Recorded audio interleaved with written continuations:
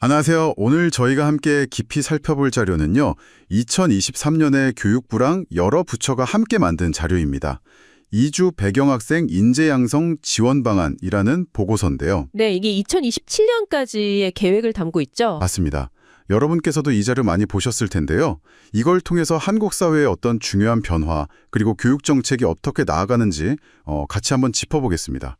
우선 좀 놀라운 숫자부터 시작해 볼까요? 네, 통계요. 지난 10년, 그러니까 2014년부터 23년까지요. 초중고에 다니는 이주 배경학생 수가 확 늘었어요. 네, 그쵸. 한 6만 8천 명에서 18만 1천 명, 거의 3배 가까이 된 거죠. 3배요. 와, 전체 학생으로 보면 3.5% 정도고요. 근데 더 주목할 건 같은 기간에 외국인 학생 수 있잖아요. 네네. 이건 무려 8.6배나 늘었다는 거예요. 정말 빠른 변화죠. 네, 맞습니다.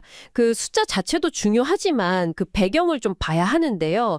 보고서를 보면 단순히 학생 수가 늘었다 이런 차원이 아니에요. 아, 그런가요? 네, 이 정책이 우리 사회 통합 문제, 또 생산 가능 인구 감소하는 거, 이런 거 대응하고 또 뭐랄까 국제사회에서 한국의 위상을 높이는 그런 국가적인 큰 그림이랑 연결돼 있다는 걸 분명히 하고 있거든요. 그렇군요.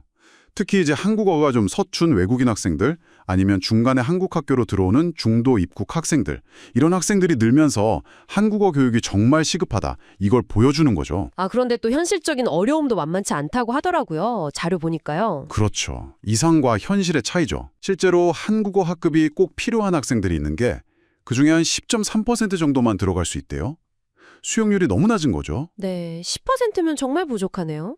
그리고 다문화 언어 강사 한 분이 맡는 학생 수가 평균 74명이래요. 아, 너무 많네요. 혼자서 감당하기엔. 네. 현장에서는 그냥 기본적인 생활 한국어 말고요. 진짜 수학이나 과학 같은 거 따라가려면 학습 한국어가 필요한데 이게 부족하다. 이런 이야기가 많다고 하고요. 맞아요. 교과 학습 언어는 또 다르니까요. 네. 그러다 보니까 학업 중단율도 전체 학생보다 높고 또 대학 진학률은 차이가 꽤 커요. 전체 평균이 한 71.5%인데 이주 배경 학생은 40.5% 정도라고 하니까요. 네, 거의 절반 수준이네요. 그리고 특정 학교, 소위 다문화 밀집 학교라고 부르는 곳에 어려움이 좀 몰리는 경향도 있다고 지적하고요. 네, 그래서 이런 문제들을 바탕으로 정부가 이제 정책 방향을 크게 세 가지로 좀 바꿨다고 선언을 한 겁니다. 아, 방향 전환이군요. 네, 첫째는 이 학생들을 그냥 도와줘야 하는 대상, 취약계층 이렇게만 보지 말자. 우리 사회에 그냥 동등한 구성원으로 인식을 바꾸자 이거고요. 인식의 전환 중요하죠. 두 번째는 학교 혼자 너무 힘드니까 학교 부담을 넘어서 지역사회가 중심이 돼서 좀 지원 시스템을 만들자. 아, 지역 중심 지원? 네. 그리고 마지막 세 번째가 단순히 한국 생활에 적응시키는 걸 넘어서 이 아이들이 가진 강점 있잖아요. 그걸 살려서 우수 인재로 키우자. 이런 목표를 세운 거죠. 와, 되게 흥미로운데요? 구체적인 계획들도 좀 나왔죠. 먼저 한국어 교육 강화, 이건 어떻게 한대요? 네, 일단 학교 밖, 그러니까 전문기관들 통해서 생활 한국어랑 기초학습 한국어를 집중적으로 배울 수 있는 지역 거점 한국어 예비과정이란 걸 새로 만든다고 해요. 아, 학교 밖에서 먼저 배우는 거군요. 그렇죠.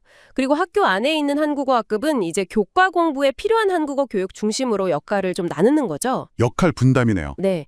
그리고 또 2025년부터 AI 디지털 교과서 도입되잖아요. 네네. 거기에 다국어 번역 기능을 넣고 학생별로 맞춤 학습을 지원하는 AI 기반 학습 관리 시스템, 그 LMS라고 하죠. 네. 그것도 개발한다고 하고요. 오, AI 기술 활용이네요. 네, 여기서 이제 중요한 건 말씀하신 대로 역할 분담이에요.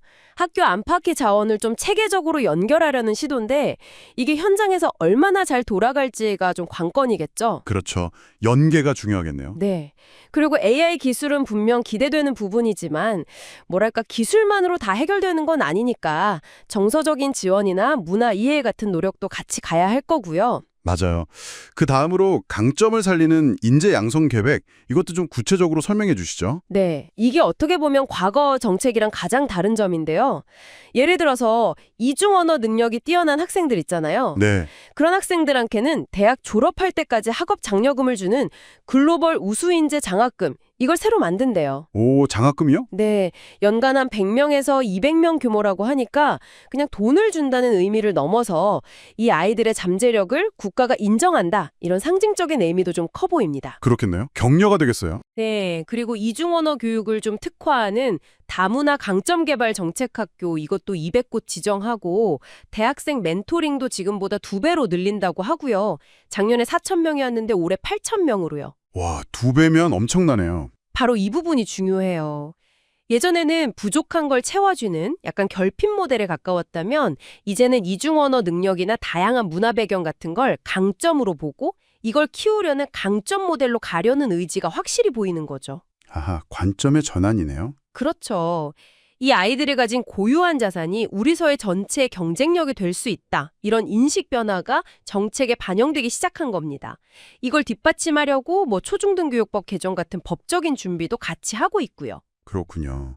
마지막으로 교육 여건 개선 쪽도 좀 볼까요? 아까 말한 그 다문화 밀집학교 지원 같은 거요? 네, 이주 배경 학생 비율이 30% 넘는 학교들 22년 기준으로 71곳 정도 된다는데요. 여기 한국어 학급이나 전문 인력을 좀 집중적으로 지원하고요. 네. 또 교육지원청에 다문화 교육 지원센터라는 거 만들어서 지역사회에 있는 여러 자원들하고 학교로 연결해주고 학교 업무 부담도 좀 덜어주려는 계획이에요. 아, 교육지원청이 허브 역할을 하는 거군요. 네, 맞습니다. 그리고 2026년에는 앞으로 어떻게 될지 예측하는 것까지 포함해서 실태조사도 다시 한다고 하고요. 지역 중심 지원 체계. 이거 중요해 보이네요. 매우 중요하죠. 개별 학교가 다 짊어지기에는 너무 벅차거든요. 교육지원청 센터가 딱 컨트롤 타워 역할을 해주면서 지역의 대학이나 NGO, 기업 같은 다양한 자원들을 학교랑 잘 연결해주면 훨씬 촘촘하고 실질적인 지원이 가능해질 거라고 기대하고 있습니다. 네, 쭉 들어보니까요. 결국 한국 사회가 빠르게 늘어나는 이주 배경 학생들을 더 이상 그냥 도와줘야 할 대상, 이렇게만 보는 게 아니라 우리 사회의 중요한 구성원이자 잠재력을 가진 미래 인재로 보기 시작했다. 이런 중요한 변화가 느껴지네요. 맞습니다. 인식의 전환이죠. 단순 적응을 넘어서 체계적인 교육, 강점 개발, 그리고 지역사회 연계까지 함께 성장하려는 어떤 큰 그림을 그리고 있는 것 같아요. 자, 그렇다면 이 모든 변화가 바로 여러분께는 어떤 의미일까요? 이건 우리 사회가 이제 다양성을 받아들이고 미래의 인적 자원에 투자하는 중요한 전환점에 서 있다는 신호 아닐까 싶습니다. 네, 마지막으로 이런 질문을 한번 던져보고 싶어요. 지금까지 이야기한 계획들은 주로 교육 시스템이나 제도적인 지원에 초점이 맞춰져 있잖아요. 그렇죠.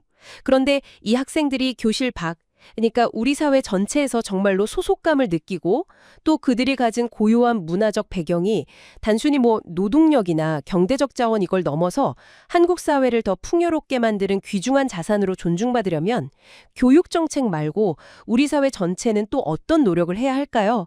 이 질문을 여러분과 함께 좀 고민해보고 싶습니다.